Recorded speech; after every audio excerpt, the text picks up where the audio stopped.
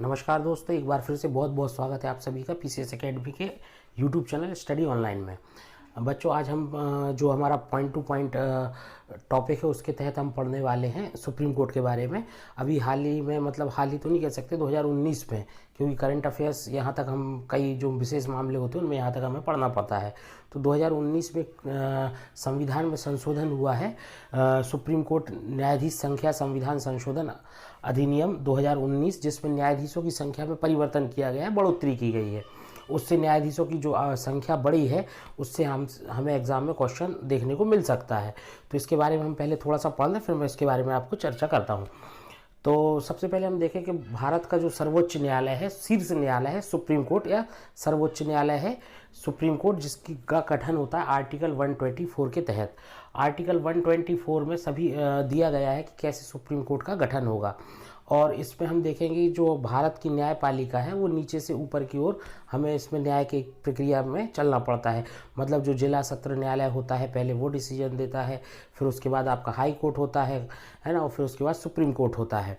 ऐसा नहीं कर सकते कि किसी भी कुछ विशेष मामलों को छोड़कर, मौलिक अधिकार संबंधी कुछ विशेष मामलों को छोड़कर हम बात करें तो सुप्रीम कोर्ट के पास आप सीधे नहीं जा सकते, क्रमबद्ध तरीके से हमें जाना होता है। तो सुप्रीम कोर्ट जो है भारत का शीर्ष न्यायालय है।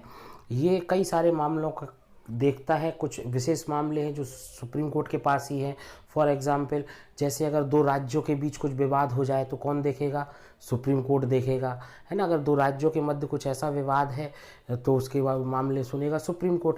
या फिर हम कहें कि अगर मौलिक अधिकार से संबंधित कुछ मामला है, जैसे आर्टिकल 32 संविधान का ये कहता है कि मौलिक अधिकारों की रक्षक कौन होगा? सुप्रीम कोर्ट होगा। ये प्रश्न भी आता है कि मौलिक अधिकारों का रक्षक कौन है? तो मौलिक अधिकारों का रक्षक है supreme court of India, article 32, है ना। तो इसको बहुत अच्छे से याद रखिएगा, मौलिक अधिकारों का रक्षक सुप्रीम कोर्ट है, आर्टिकल 32 में ये बात कही गई है। इसके बाद हम देखें कि सुप्रीम कोर्ट में क्या होता है कि न्यायाधीश होता है, एक मुख्य न्यायाधीश होता है और कुछ उसके सहयोगी अन्य न्यायाधीश होते हैं। जैसे जब हम मूल संविधान की बात करते हैं, जब मूलतः जो संविधान बना उस समय सुप्रीम कोर्ट में 1+7 मतलब एक मुख्य न्यायाधीश और 7 अन्य न्यायाधीश, टोटल 8 न्यायाधीश थे, है ना। चूँकि लगातार समय के अनुरूप समय बदलता गया, मामले सुप्रीम कोर्ट के पास जब बढ़ने लगे तो इसमें आवश्यकता हुई कि जजों की संख्या में बढ़ोतरी की जाए। तो 1956 में संविधान में संशोधन हुआ, 1956 में संविधान में संशोधन हुआ और न्यायाधीशों की कुल संख्या कर दी गई 11, 10+1। इसके बाद एक संविधान में संशोधन हुआ 1960 में और इसमें संख्या कर दी गई न्यायाधीशों की 14। इसके बाद एक और संशोधन हुआ 1978 में और न्यायाधीशों की संख्या कर दी गई 18। फिर 2009 में एक संशोधन हुआ और न्यायाधीशों की संख्या कर दी गई 31 और 2019 में संशोधन हुआ और न्यायाधीशों की संख्या हो गई 34।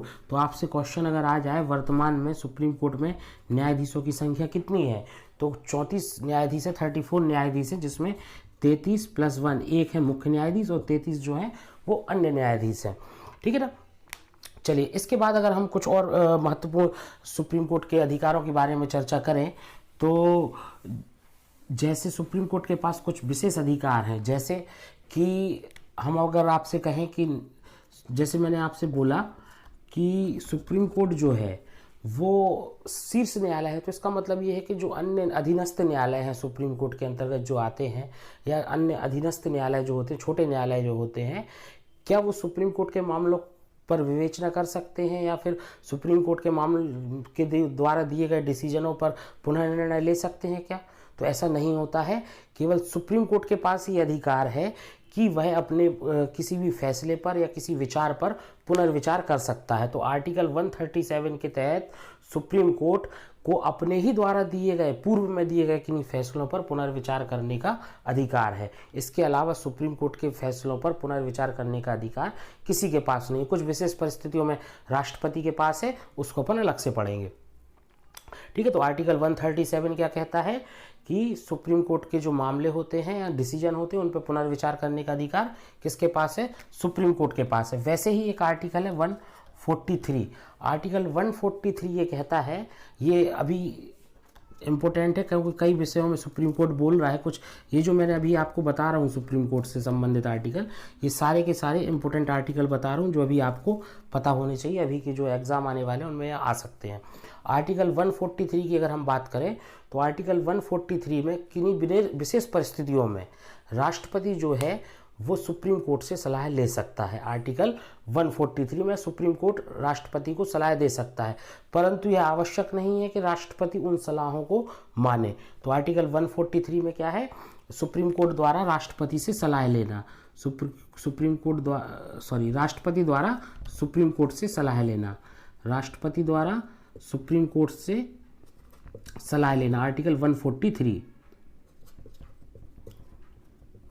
इसके बाद अगर हम देखें आर्टिकल 145C, ये बहुत ज़्यादा इम्पोर्टेंट है। आर्टिकल 145C, जैसे कि अगर किसी ऐसे मामले हों जो कि जिनका संबंध संविधान की भावना से हो या संविधान पर टिप्पणी करने से हो, तो उसके लिए सुप्रीम कोर्ट में ये प्रावधान है कि सुप्रीम कोर्ट का जो संविधान पीठ का गठन किया जाता है, जिसमें न्यूनतम जजों की संख्या जो होती है वो 5 होती है। ये याद रखिएगा, संविधान पीठ जब बनेगी, कभी भी अगर संविधान पीठ का गठन किया जाएगा संविधान के किसी विशेष मामले पर बहस करने के लिए, तो जो न्यूनतम जज होंगे उनकी संख्या होगी 5। Article 145C। तो आर्टिकल 145C ये कहता है कि सुप्रीम कोर्ट जब भी संविधान संबंधी किसी विशेष मामले पर संविधान पीठ का गठन करेगी तो न्यूनतम जजों की जो संख्या होगी वो 5 होगी।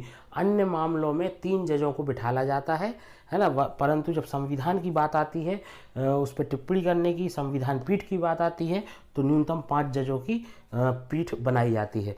तो ये अति महत्वपूर्ण प्रश्न था यहाँ से। और कुछ और अन्य प्रश्न जैसे कि आपको मैंने पिछले वीडियो में भी बता दिया था, जजों के वेतन संबंधी, जैसे मुख्य न्यायाधीश का वेतन और अन्य न्यायाधीशों के वेतन संबंधी मैंने पिछले वीडियो में आपको बता दिया है। मैं डिस्क्रिप्शन में लिंक दे दूंगा इसकी, तो आप पुराना वीडियो भी देख सकते हैं। इसके तहत एक और यहाँ पे बात आती है कि सुप्रीम कोर्ट क्या दिल्ली से अलग कहीं पर अपनी बैठक बुला सकता है क्या? तो बिल्कुल बुला सकता है। ऐसा 2 बार हुआ भी है, हैदराबाद और श्रीनगर में 2 बार बैठक हो चुकी है। तो राष्ट्रपति की अनुमति से सुप्रीम कोर्ट जो है वो दिल्ली के अलावा भी अन्य जगहों पर अपनी बैठक को बुला सकता है। 2 बार ऐसा हुआ है, एक बार हुआ है आपका हैदराबाद में और एक बार हो चुकी है मीटिंग श्रीनगर में। और यहाँ से कुछ प्रश्न बनते हैं, जैसे सर्वाधिक समय तक, जब जो सबसे लंबा कार्यकाल सुप्रीम कोर्ट के मुख्य न्यायाधीश जिनका सर्वाधिक समय तक कार्यकाल रहा वो कौन है? तो इसको भी याद रखिएगा, जस्टिस वाई.वी. चंद्रचूड़। जस्टिस वाई.वी. चंद्रचूड़ ये लगभग बड़े लंबे समय तक इन्होंने कार्य किया, लगभग 7 वर्ष तक ये जज रहे, 1985 तक रहे हैं, 1985 तक ये जज रहे हैं। तो लगभग 7 वर्षों तक इन्होंने जो सुप्रीम कोर्ट के मुख्य जज रहे। और सबसे कम जो कार्यकाल रहा वो के.एन. सिंह का, कमल नारायण सिंह का कार्यकाल रहा लगभग 17 दिनों का। इनका लगभग 2600 दिन के आसपास इनका कार्यकाल रहा है। 2600 नहीं, 2700, सॉरी, 2696 कुछ है ऐसा करके, 2696 दिन। और इनका कार्यकाल रहा ये लगभग 7 दिन होता है, 7 वर्ष होता है। और के.एन. सिंह जो रहे वो 1991 में बने मुख्य न्यायाधीश, और इनका जो कार्यकाल रहा लगभग 17 दिन का रहा, है ना, लगभग 17 दिन का रहा।